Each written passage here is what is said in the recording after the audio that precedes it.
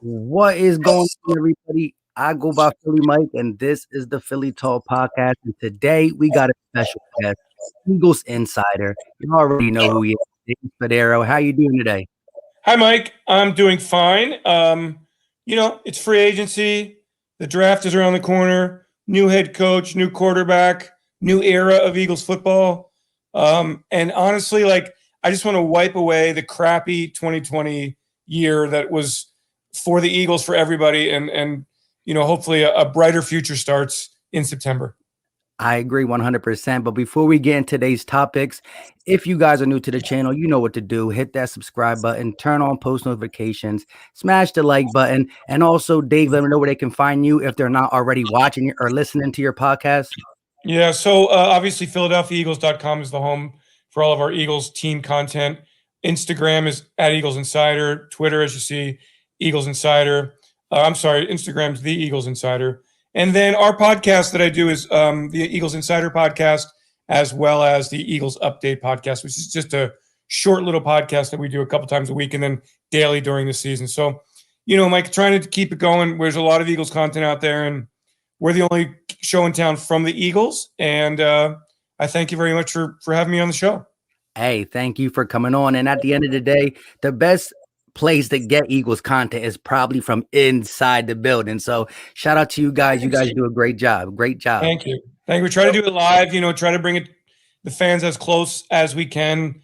I think what separates the Eagles fans from, they want to be like inside the fiber of the team. So as much as we can do that, we do it. And, the fans really seem to enjoy it. And I got to tell you, thank you to all the fans. Let's get back to really good Eagles football, because 2020 was just brutal for everybody. I agree. Yeah, and I only started this podcast a little bit over a year ago, and I pretty much, try to break it down to best of my ability, some tape, but it's mainly an opinionated channel. But hey, Eagle fans, it's a love-hate relationship with everybody. Hey, Eagles fans have opinions. That's what's so great about them. And when I talk to players who come from other teams, and they always go, "Well, what are Eagles fans really like?" And I say, Eagles fans are great. They care about the team. And if the team is playing poorly, they will get pissed off. Okay. But as opposed to other teams, Dallas and so forth, when the team's playing poorly, they'll just leave. And so players really appreciate the fact that it means so much to Eagles fans, and everybody in the Eagles organization does too. I agree, man. The grind and the city speaks for itself. It definitely does. So let's get into some of the news. Like you said, we got a lot of stuff to talk about, but let's start with some of the reports that came out today. So Adam Schefter reported that Juju Smith-Schuster turned down a multi-year deal from the Eagles to go back to Pittsburgh for 1 year. But then, 5-6 minutes later, Schefter retweets, "Oops, I kind of think I made a mistake." They said that Juju's agent called the Eagles to gauge their interest, and the Eagles did not wind up courting him. What is your take on that whole thing? And you think the Eagles even have any interest in doing a multi-year deal with anybody else in free agency? Yes, I do think they will do that. Look, they have to get a veteran quarterback. That could be a 1-year deal. And I think Joe Flacco's somebody who's still out there, He's the only name that I can really think of, unless it's cut Nick Foles. I think that Adoree Jackson, I've seen that report that he could be coming to Philly to visit if he leaves the Giants without a contract, the cornerback from Tennessee. The only thing about the Juju Smith-Schuster story was a little pricey. I do think the Eagles are in the market for a veteran wide receiver. They're just so young in that room. And players like Travis Fulgham and Jalen Reagor and John Hightower and Quez Watkins, they need an example.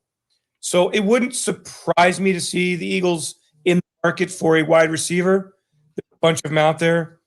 I thought that Smith-Schuster was a bit pricey for what the Eagles, they just don't have a lot of cap room. So I'm glad that Adam clarified that tweet. I didn't think the Eagles were in the mix for Smith-Schuster. He ends up going back to Pittsburgh.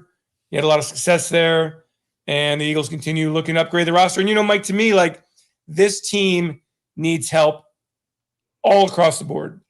So there's really no position that I go, hey, they're not going to add a defensive end or a linebacker or a whatever running back.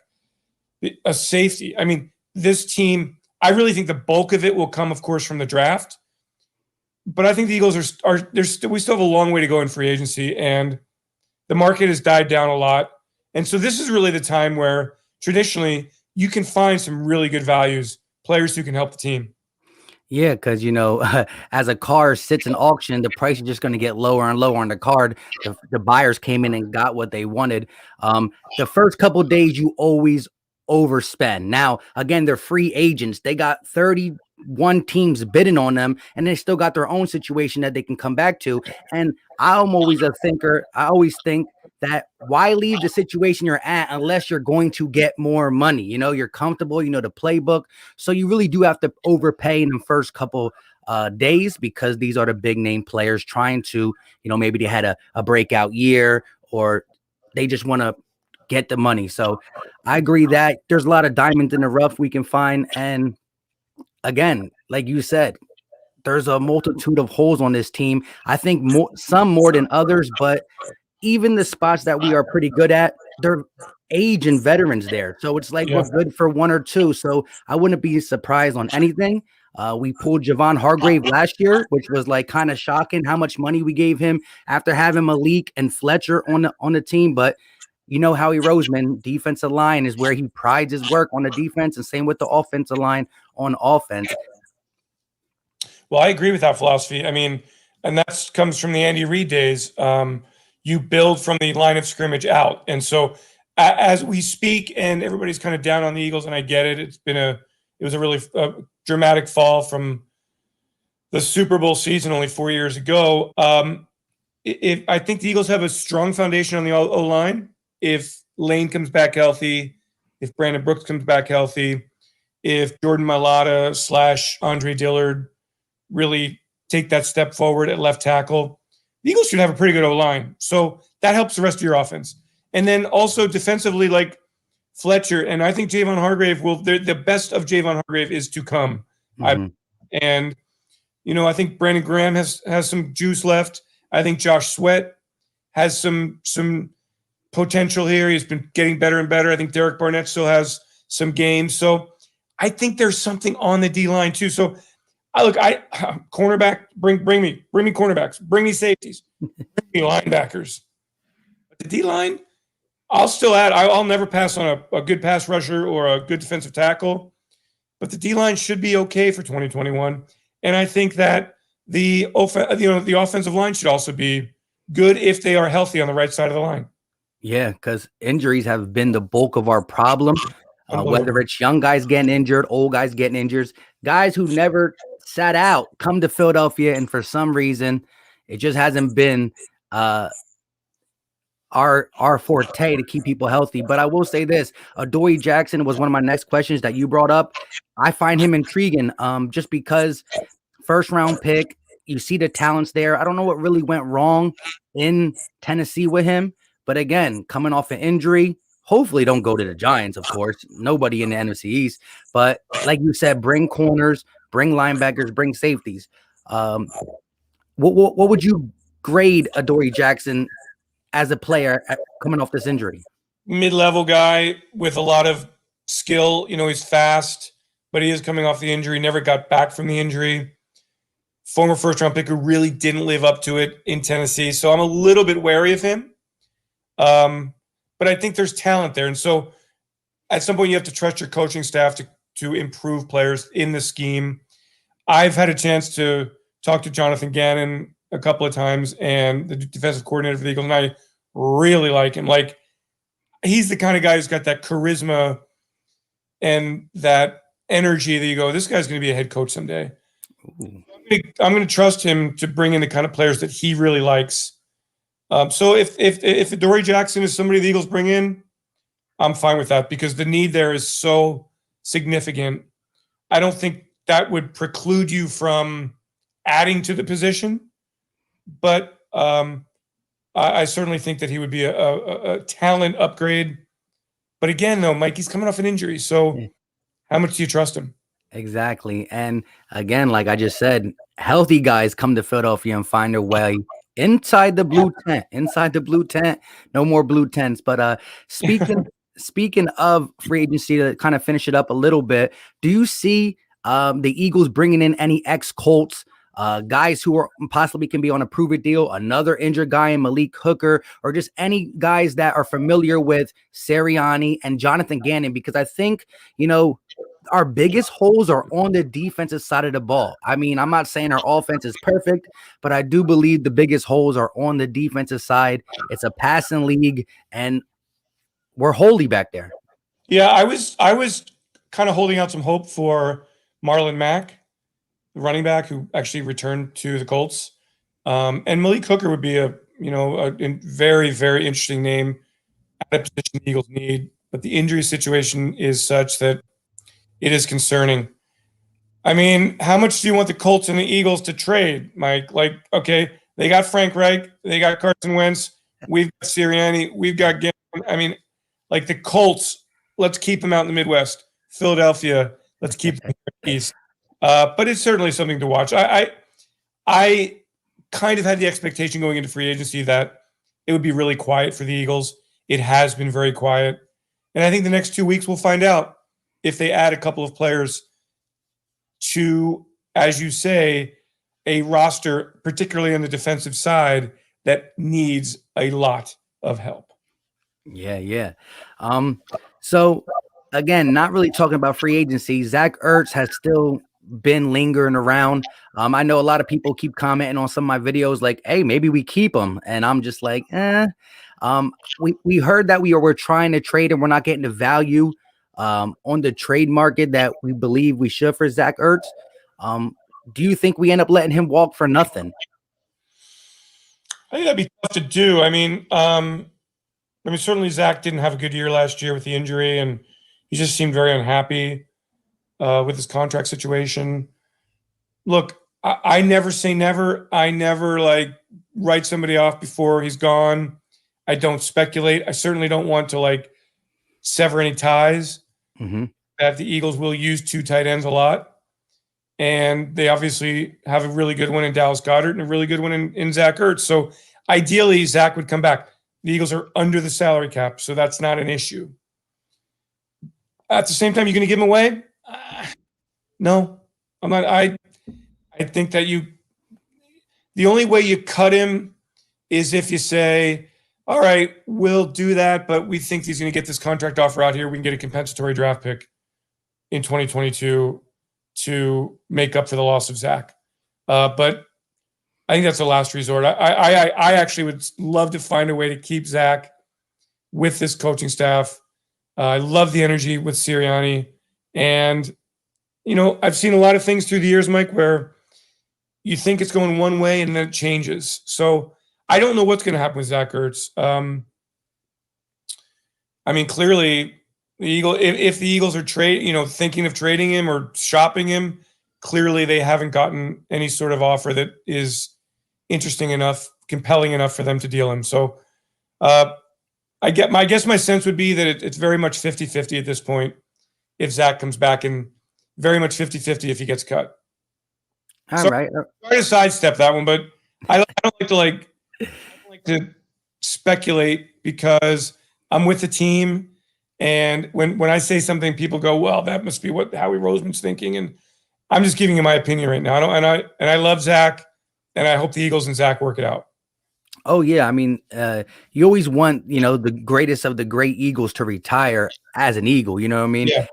You got to sometimes understand it's a business, though, and it's hard, especially as a fan aspect. I love Zach Ertz, man. Is one of the greatest tight end Eagles history. But just wishing him the best 100% as well.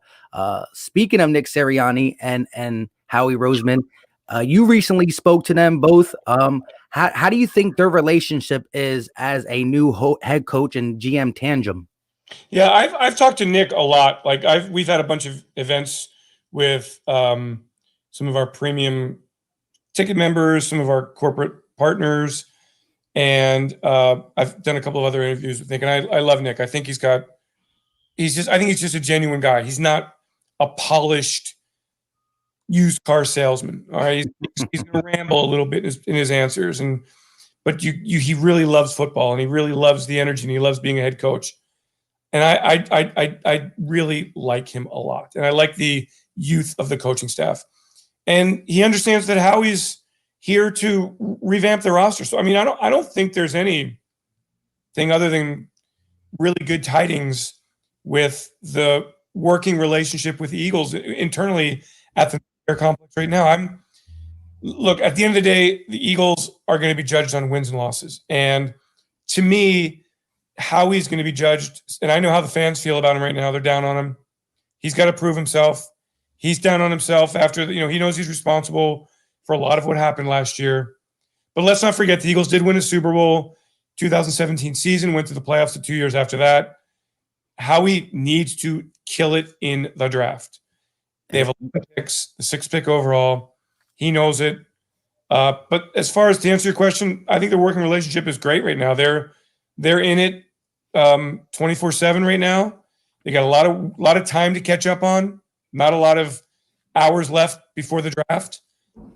And with all these needs, I mean, the Eagles have to bring in immediate impact players and like high-end talent that there just isn't a lot of on this roster. Young, high-end talent. So the working relationship is fine, positive, energetic. I think they're on the same page with what kind of players Nick and his coaching staff want. And now it's just a matter of going out and adding those players. Yeah. Definitely the last couple of drafts, we've seen things that as the year plays out, you're just like, hindsight was 2020. Why didn't we get this guy? You know what I mean? I will say this though, knowing that we are in rebuild, do you think Howie feels the pressure to get impact players 100%, or is he also thinking of and not just impact player, because you need to get the best player, but when it comes to the positions of the players, do you think he's going to try to draft for 2021 or possibly the future? Yeah, I mean, that's a good question. And I think you kind of draft for both. Like you just draft players that fit the schemes, players that have high upsides, that have great love for the game, players that you can develop. I don't think you draft early on, projects. You're not going to draft Jordan Mailata kind of projects. At some point in the draft, that's certainly a feasible option. But for right now, at number 6, you should get a player that can help in 2021. Oh. And also get better as the years go along. So, look, and I think Howie said it at the press conference the other day that these young players from the 2020 draft, from the 2021 draft, they're going to have an opportunity to play. And I don't think you draft projects. You don't draft players because, hey, they're going to look great in 2024. No.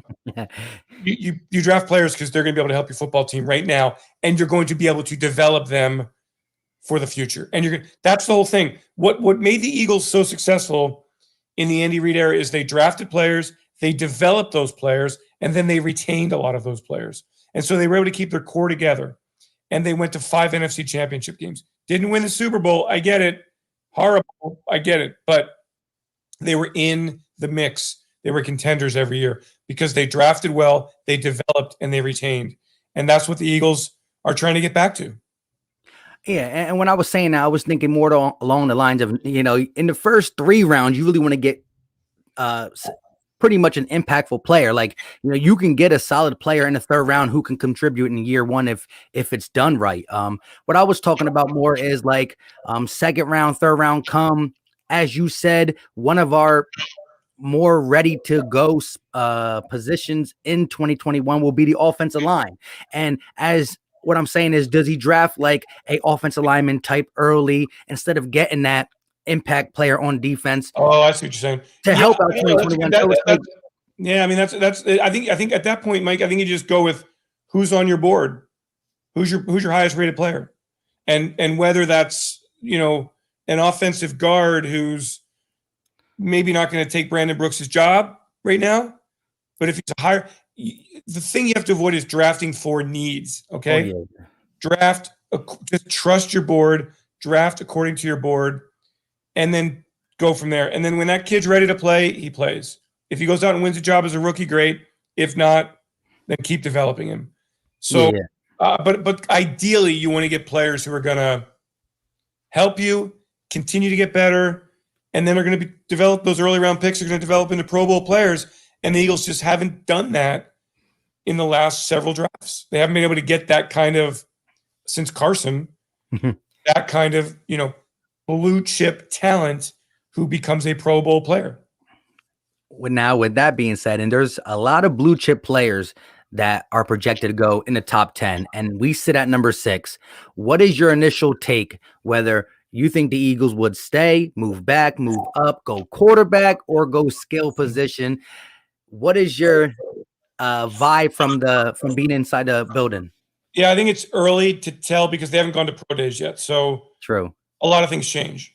I will tell you that of all of the scenarios you talk about, drafting a quarterback is probably the least on my list. Could be anything else though. Could be one of these great wide receivers. Could be a great cornerback. I mean, again, the needs on this team are so significant that to me, it's not about drafting a position.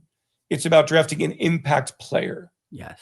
And that's what the Eagles need at virtually every position on the roster. So we'll see how the first 5 picks draft. I look, they have 11 picks, but I wouldn't rule out a trade back to 9, 10, getting a second round pick in addition, and really loading up on the draft. We'll see how it goes. They'll prepare for all the scenarios and they'll be ready to go. And they know that they have to hit this pick in the worst way. 100%. I will say this though, no way we go back to 10 because that's the Cowboys. We're not doing business with the Cowboys. No, I mean they've done business with the Cowboys before. I mean they trade within the division. Yeah. They within the division. Last year we did that, but it was around the 6th round. I mean, you wouldn't want Dallas to come up and get a number 6 impact player on you like that, and unless they were offering a king ransom, I guess. But I agree 100% with you. Like we said, cornerback is probably the 100% red flag area. I just don't think with the 6th pick, I like Patrick Surtain and them guys, but I think they're more cringe 10 outside the top 10. So I think that would be reaching for a position of need at number 6 because I think there's more, BPA. Well, look, I mean, honestly, the greatest need on defense could be safety. Jalen Mills is in New England. Rodney McLeod's coming back from an ACL injury. Who are your starting safeties right now? Who do you got? True. I mean, I would say this, I mean, they just signed a guy who was like the 3rd rotational safety from the Tampa Bay Buccaneers. He's more of a special. Andrew Adams is a special teamer. Yeah, who adds depth, but I don't know who you starting at safety. So but that doesn't mean I'm not suggesting go get a safety because that's exactly what you do. You don't want to draft a safety because you have a need there. If you draft a safety, he better be the highest player on your board. Now, what happens if what happens if you're sitting there, you're on the clock, and the highest player on your board is the quarterback? Well, that should be a really attractive spot for another team to come in and try to make a trade with you. So I think the Eagles are dealing with a bit of a position of power at 6, and we'll see which way they go. I don't think they'll trade up. I can see them trading down. The only thing that worries me, Mike, is that there's so many players in this draft who didn't play last year. True. You go, well, are they the same players? Is Micah Parsons, who sat out all year, is he really that great? Jamar Chase, does he still have the spring in his legs? And that's why these pro days are going to be so important, to see where those players are after having not played a season of college football. Yeah, it's definitely tough in that pack, and I think that it can change people boards. I think there could be a level of randomness because of that, like a guy who's touted very highly maybe slip a little bit because of not playing the senior year, no combine official. Pro days are still not judged the same way as a combine because you see the variance. Somebody run a little bit slower 40 at the combine, and somehow at their pro day they're a little faster.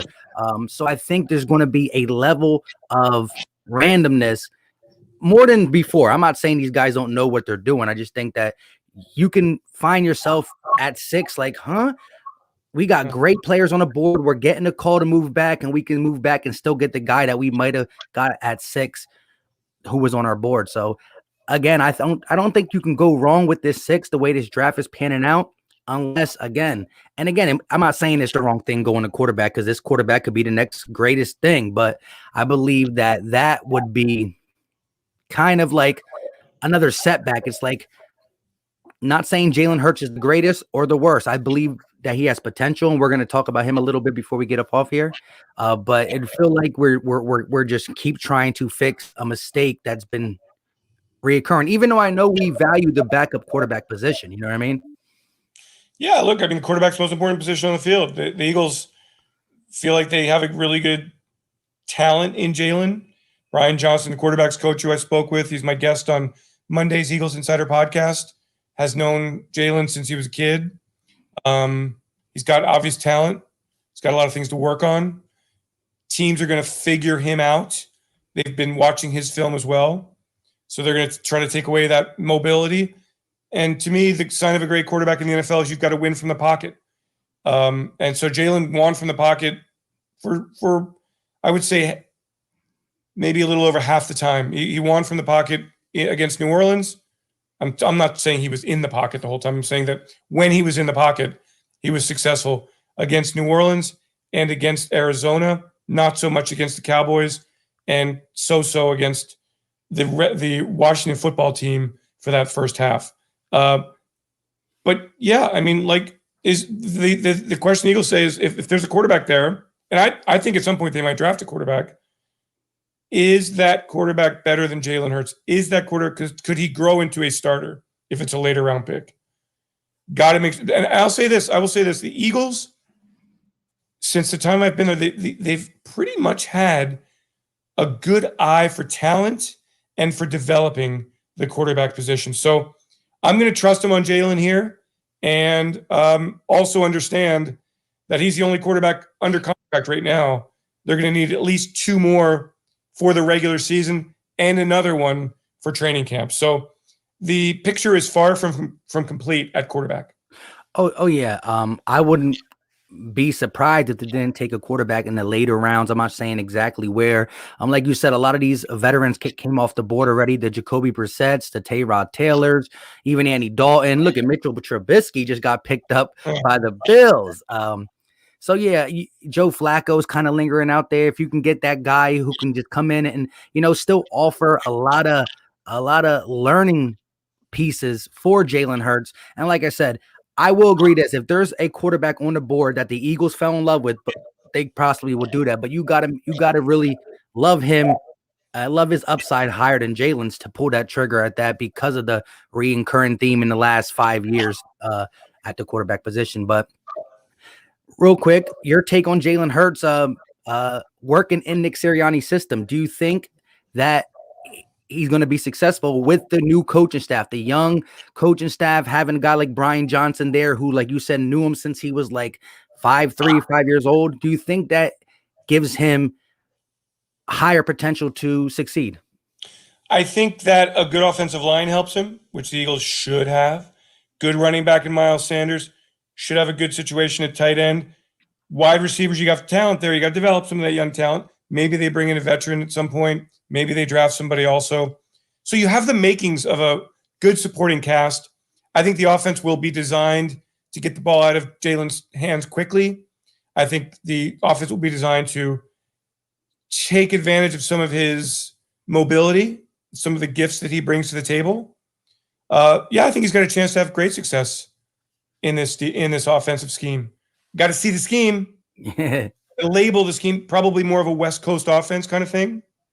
But yeah, I think Jalen's a very talented, driven, dedicated, earnest, smart kid, and I look forward to seeing him in year 2. They always say, Mike, you make your most improvement year 1 to year 2. If that's the case, then Jalen Hurts will be in position to have a lot of success this year. Yeah, this is kind of like a year and a half. Well, I know, but he was in the system. You know what I mean? Like it'll be a full. He'll have preseason games to play. He'll have a full off season of OTAs. Yeah, he'll get all the reps in practice. So he should be a better quarterback in 2021. I agree. Last but not least, when again, it's hard to talk about an identity, but I like what we talked about. I think the viewers could kind of grasp a kind of identity throughout what we were talking about. Like you said, we don't know who we're drafting. We're not really 100% sure of Sirianni's scheme, even though we know he loves to get the ball in these playmakers' hands, and he keeps saying it. And this is what I love, is that he will tailor make the offense to thrive under the players he has. You know what I mean? You got a quarterback that rolls out, roll him out. You got a running back like Miles Sanders, who's averaging like 4.8 yards per carry, run the ball. You've seen the Colts were successful with Rivers and Andrew Luck. When Andrew Luck was there, they were top in the league in passing. Brissett was there, they were top in the league in rushing. When Rivers was there, they were more balanced. You know what I mean? He switched it up each time. Not him, Frank Wright, really, but he got that vibe. So with that being said, before we get off here, give me one Eagle on offense and one Eagle on defense that's going to take a leap in your mind for 2021. I'll go Jalen Reagor on offense. I think Jalen's got a little swag to him. And I think he was a little bit pissed off at the way the season went and the criticism that he got. I think he'll be a much better player in 2021. And I'll take my long shot on Travis Fulgham, because the season he had last year was like the weirdest year ever. I mean, great for 4 weeks, and then he disappeared off the face of the earth. I've never seen anything like it. So I think he'll understand that if he doesn't get his act together, he's not going to be in this league. You can't keep moving from one team to the next. You can't keep going up and down. It doesn't work in this league. So I'll go with Reagor and Fulgham on offense. On defense, Alex Hamilton had a nice year last year. I'll go Javon Hargrave. I think Javon Hargrave can be a dominating defensive tackle. And he didn't show it last year. He was injured before the season started, never really got into the groove, showed a couple of flashes late in the year. I think he gets into the system and becomes a dominant player this year. All right. Yeah. Like you said, we could use it. We're paying him. He did restructure his deal, but as we said, we let Malik Jackson go. He's the now sole number 2 to Fletch. They're going to double team Fletch. Javon, go ahead and eat. Go ahead and eat. Yes. With that being said, thank you for coming on. Really appreciate it. Mike, I'll come on anytime you want, man. That was really great. I enjoyed it. Thank you so much. Thanks to all the fans so much for sticking with us. Better things ahead for the Philadelphia Eagles. Gotcha. So I'm gonna hold you to that, especially if for some reason the Eagles, who a lot of people are down on, we get a nice little 3-0 start. We'll get a nice little podcast. Mike, anytime you send me an email, I'll be on. All right. Until next time. All right, my man. Thank you. Take care. Peace.